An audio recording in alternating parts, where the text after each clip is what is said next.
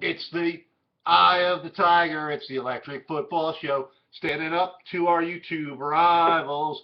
And alas, I don't know the rest of the words, but it's Steve and it's Stu. And I pointed to the wrong guy. It's the Electric Football Show. Making picks. Woo!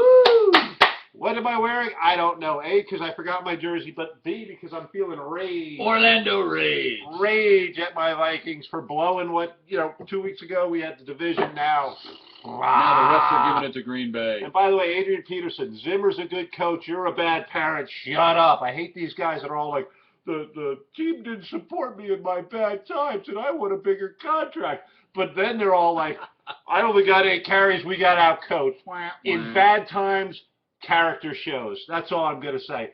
Anyway, I'm also going to duck down. I think we're a little high today. You can fix that. And I feel like I'm a little high today. Let's go. There we Vikings go. at Cardinals Thursday night. Why am I wearing an Orlando Rage jersey? That's what I had. Because the Vikings didn't show up, and I don't expect them to show up. Carson Palmer is still standing. I'm going with the Cards. All right, well, the Hawks beat up the Vikes 0, and the Cards handled the Rams 0, so I see a similar circumstance here as far as the matchup goes. I think the Cards shut down AP and probably smoke the Vikes. Cards are on a 5-game win streak, make it 6. Not that we advocate smoking Vikes. Anyway, right. Bills at Eagles. Eagles got it's a good win, but come on, you're against the depleted Patriots, and you're blocking things, and you're running things back, and crazy win. I like the Bills in this. I think LaShawn McCoy is going to run all over the Eagles. I think the Eagles are the team that we saw on Thanksgiving. I don't think they're the team we saw last week. Give me the Bills. The Eagles won a surprising game against a very depleted Patriots team, and the Bills fought hard for their win. I mean, that wasn't easy. Bradford coming back sure helped Philly on Sunday, while the Bills have found that Sammy Watkins can catch the ball. Clemson, man. Hello. Anyway, I like the Bills D here, and I will take them for the win. All right. Perfect! It's the Seahawks at the Ravens and Bradley Brewer. I know you're on there watching. Your team is going, baby. You're going. Take it to the bank. They've got an easy schedule, as we discussed last week. If you didn't watch it, you should watch it. You should watch the other 24 minutes of last week. Anyway, Seahawks are now the scariest second-half team in the NFC. They are going to win this game easy in this purpose. Yeah, I don't usually like them on the road, but the Ravens are a shell of their former selves, and without their talented offensive players, this could be a blowout, and the Hawks are peaking. Okay. Yeah. Speaking of peaking, San Francisco at Cleveland, and San Francisco dug the dirt off themselves and is now ready to throw the dirt on Johnny Manziel. Blaine Gabbert actually looking okay, not bad. Gabby Babberson. I mean, if you want a backup quarterback, Blaine Gabbert may not be your worst choice, and I like him over Johnny in this one. He runs, he throws, and he scores. Let's see. The Browns neglected to show up against Cincinnati, but the Browns so badly needed something like a win here, something positive. And you know what? The Niners are up and down, and I don't know. I'm taking the Browns here for a hometown win. Speaking of positive, I'm positive that Stu's charity work is making us go fast, so excuse the rapid fire, but here we go.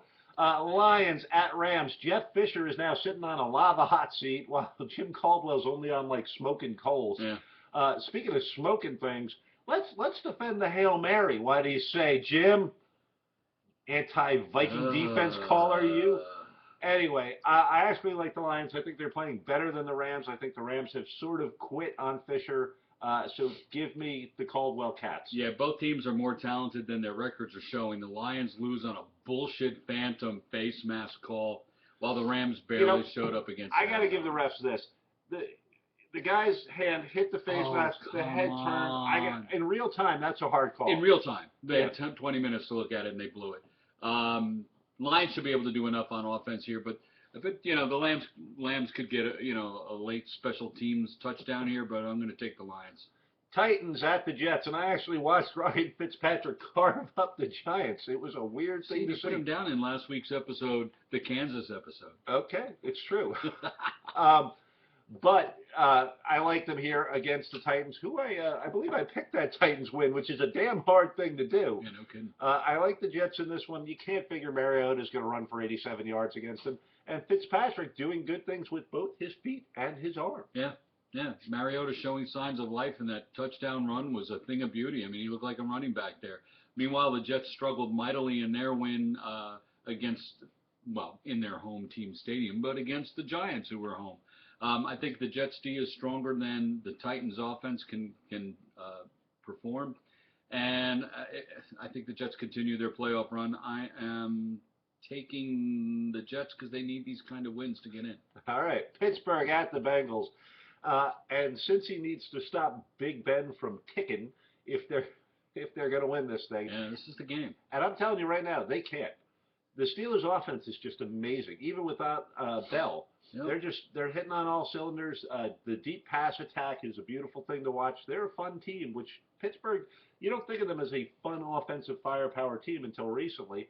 I'm taking them over the Bengals in this one. Wow, we are like matching on every game here. The Bengals are fighting for the #1 seed. I mean, with the Patriots' 2 losses, the home, field advantage throughout the playoffs is for the Bengals to take here. But like you said, the Steelers' offense is coming alive. Hill and Green should have a decent game against the Steelers' D, but Big Ben he's just that kind of quarterback that can get you into these games and win them for you.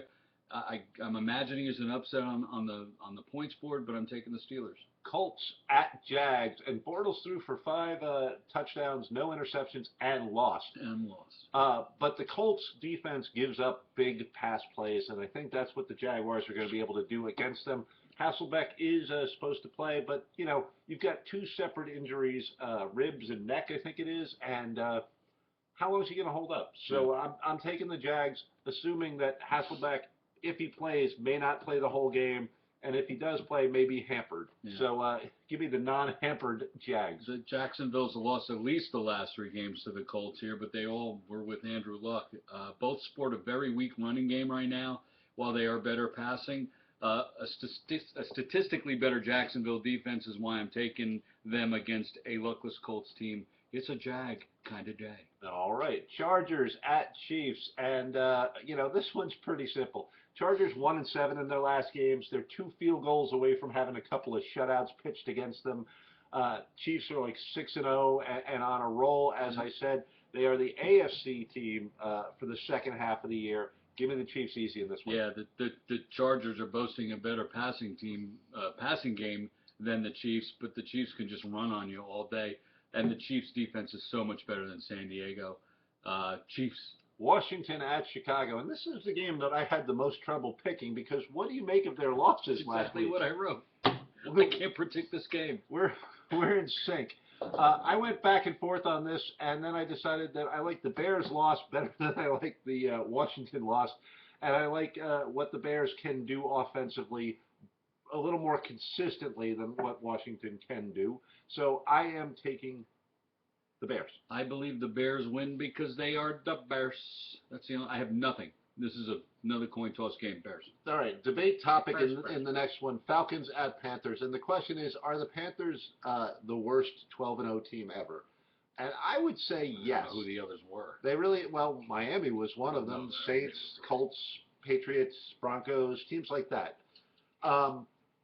If you look at them, and I hope people will comment on this, I honestly think the Panthers are the worst. I don't think they've really played any good teams this year. But the Falcons are in pure free fall. I like the Panthers to keep it going here. Yeah, Saints gave Cam and company a scare while the Falcons lost to the Buccaneers. Falcons could take advantage of the weak secondary, like I said last week. Drew Brees could hurt the Panthers throwing the ball, and he did. But they can they stop this MVP on his quest to win? I don't know that they can. So my answer is no, they probably can't. But the Panthers have to lose a game at some point. The odds are stacked against them. This could be the upset. I'm taking the Falcons. Wow! I already picked my Panthers loss, and we see how that went. All right. Saints at Bucks, and have the Bucks played a good team at all this year? I don't think so. Well, they're rolling that. What is it? The NFC South? And they're going against like the NFC East teams. Yeah. It's almost like they're giving James Winston like a free hey, we're going to play a college +1 schedule, not an actual pro schedule. But I like what they're doing, and they've already beaten New Orleans at New Orleans.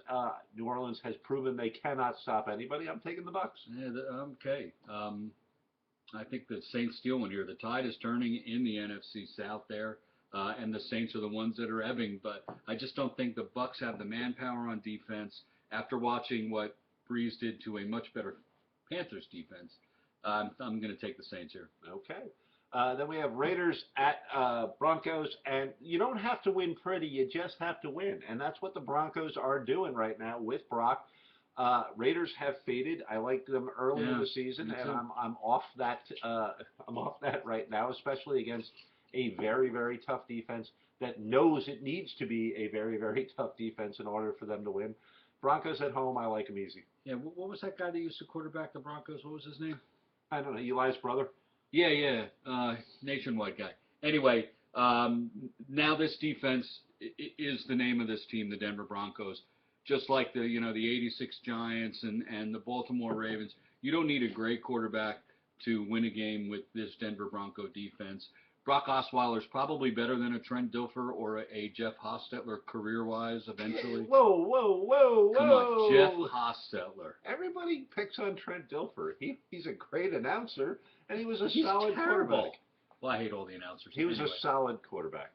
He doesn't get the respect he should. Yeah, and he's not getting it from me. Anyway, I'm there for you, Trent. The defense should be I able feel to you, baby. corral. Respect, Trent.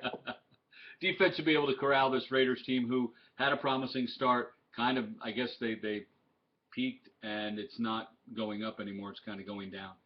You got to take the Broncos here. They're fighting for home field too. It's now a jump ball. Cowboys at Green Bay, and both of these teams are still in it, though they shouldn't be. Talking about jump balls, Green Bay's in it because of a jump ball, and the Vikings can't defend their home How turf. did they not have a guy in front of what's his name? They didn't have a guy in front of all three of them. Two of them set he was just standing at the goal line. Hey, give me the ball. two of them boxed out. Wow, that was obvious. Jim Caldwell was off smoking Vikings, as far as I can tell. Anyway, Cowboys without Romo. There's no way Castle outduels Aaron Rodgers, who needs a win to win the division, which they will do. At home, I don't care if the tundra is frozen. I don't care if the tundra is swampy. I got Green Bay easy. Yeah, the Castle effect gained, a much-needed victory for the Cowboys last night, but, it shouldn't be able to keep up with Ron, and he managed to take a pretend face mask and win a game on that. Anyway, Packers to take the lead in the division. If our prediction of the Vikings lose, there'll be a game up here. I believe that is what happens. There's no if in that, folks. Oh, by the way, quick Viking rant. Cordarrelle Patterson. How is it that this guy is talented enough to run back 100-yard kickoffs 2 or 3 times a season, but we can't work him into the offense? And I'm not saying we were outcoached, but I am saying, we need a Scott Linehan back there to come up. Put out a package where we have Patterson and Diggs in the backfield. I mean, get Mike Wallace involved. Where's Percy Harvin when we need him? Not there. I'm just saying, it's amazing that you have these guys that evidently are so football stupid that they can't actually run plays, but they are so football talented that they can do amazing things on kickoff returns. Help me. Somebody explain that to me. The natural ability versus the putting in the work. That's the question. Putting in the work too. I think his work knows? ethic might be the problem there.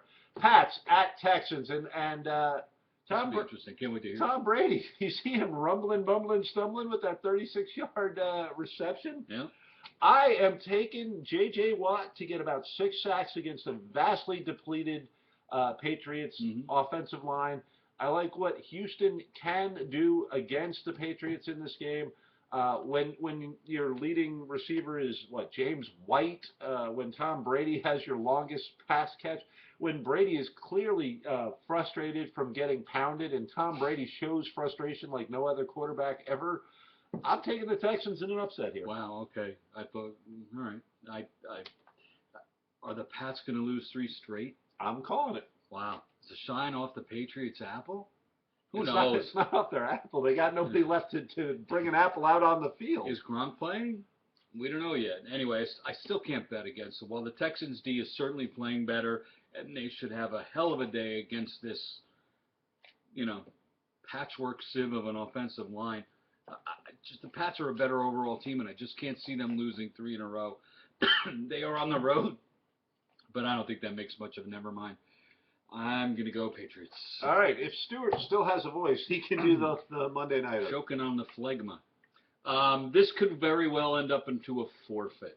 The Giants and the Dolphins are just pathetic. Dolphins won. I don't know how they won that game. Anyway, Coughlin's getting hanged. If you're in New Jersey, New York area, they're hanging him in the parking lot. They should. They're killing him in the newspapers.